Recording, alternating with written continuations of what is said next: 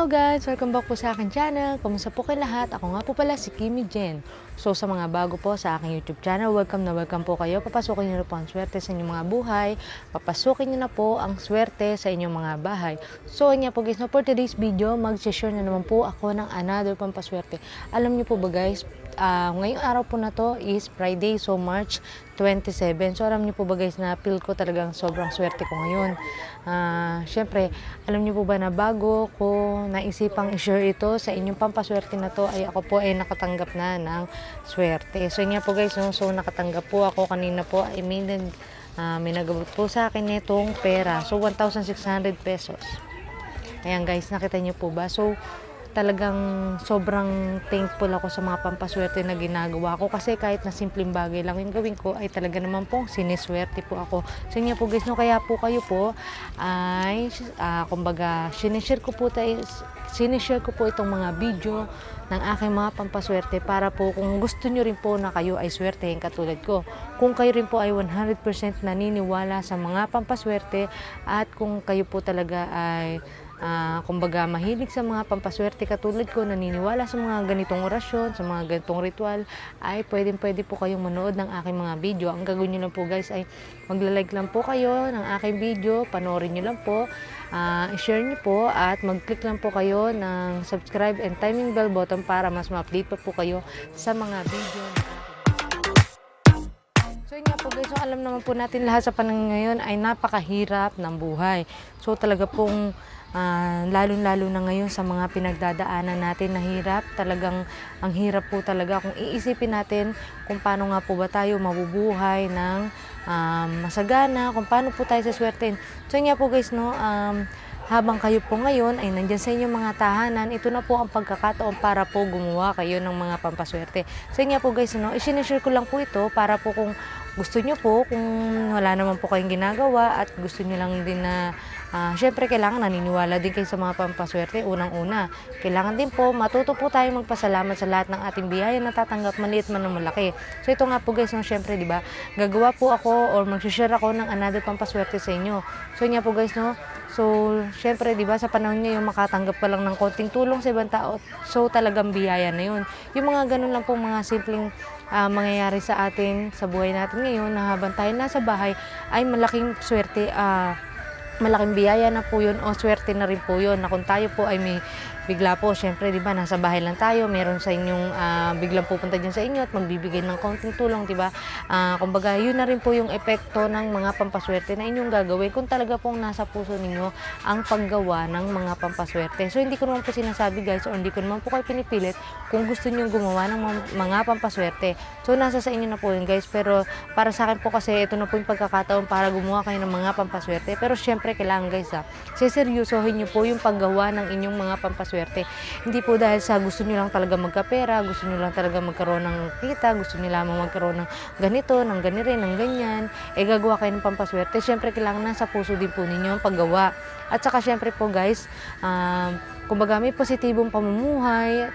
At saka kailangan po ay wala tayong ibang tinatapakan tao, hindi tayo masamang tao.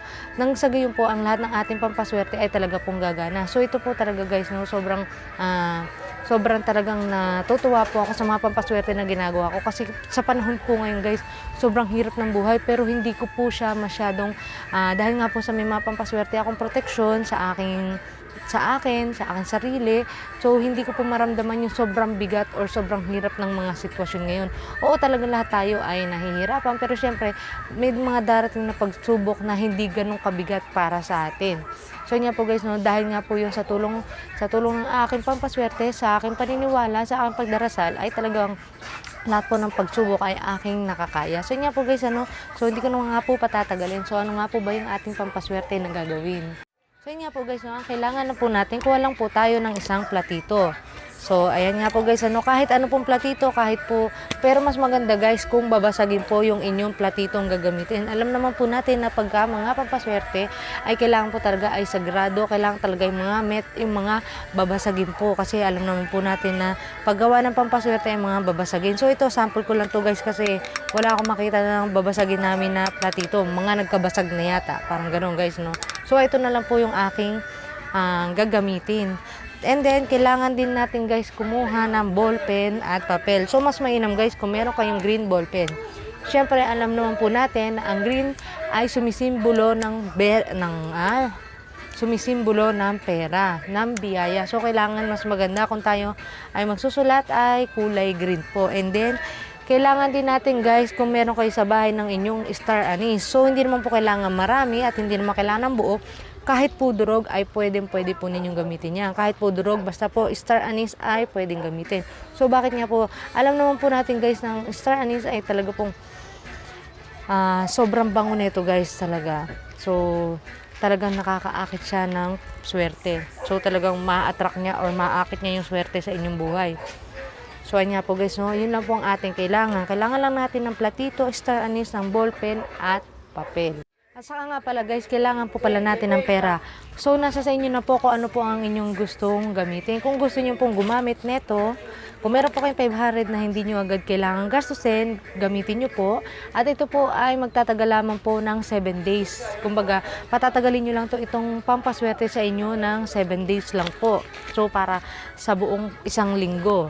O kundi naman, kung may 100 kayo, kung may 20s, kung wala naman talagang pera, kahit barya. O kung tinatawag po natin na taong bahay sa ating mga wallet, no? Kahit po barya guys, pwede. Basta kahit ano pong pera yung meron kayo dyan. Basta po, aakit lang po ito ng pampaswerte. Siyempre, alam naman natin, lalo na yung mga coins, di ba? Ayaw ng mga coins na nag-iisa sila. So, nagtatawag pa po sila. So, talaga pong dadami yung inyong pera. So, ayun nga po guys. Sorry kasi medyo puyat po ako kaya medyo nabubulol na ako. Ano ba ang ating gagawin? So, kunin muna natin yung ating papel at ballpen. Ang gagawin natin guys dito ay susulat natin kung anong yung pangalan natin. So, sulat natin pangalan. Susulat ko yung pangalan ko, sulat nyo yung inyong pangalan. Yung date po ngayon. 3/27/2020. So, yun guys, no? Tapos, ang gagawin lang natin, susulat lang natin dito lahat ng ating mga kahilingan. So, gusto nyo, di ba, syempre, gusto nyo makatanggap ng maraming biyaya ngayon. Sa panahon ngayon, kailangan natin ng maraming biyaya para tayo ay makasurvive sa ating buhay. So, sulat nyo lang po dyan. Gusto natin magkaroon ng sariling bahay, gusto natin magkaroon ng sasakyan, ng negosyo, lahat po ng ating, kapag po tayo hihiling sa ganito, guys, ay sobra-sobra naman po natin. Wala naman po itong bayad. Kayo naman po ang gumagawa ng sarili nyong genie, ng sarili nyong wishing well, kaya todo nyo na po yung inyong paghiling. So, para po pag natupad to, diba, siyempre, sobra-sobra din po yun. Basta ang lagi nyo lang po tatandaan na may pananalig kayo, marunong kayo magpasalamat sa lahat ng biyaya, positibo kayo sa buhay, paggaganahin nyo lagi yung inyong law of attraction, kung ano yung naiisip yung ang magaganap.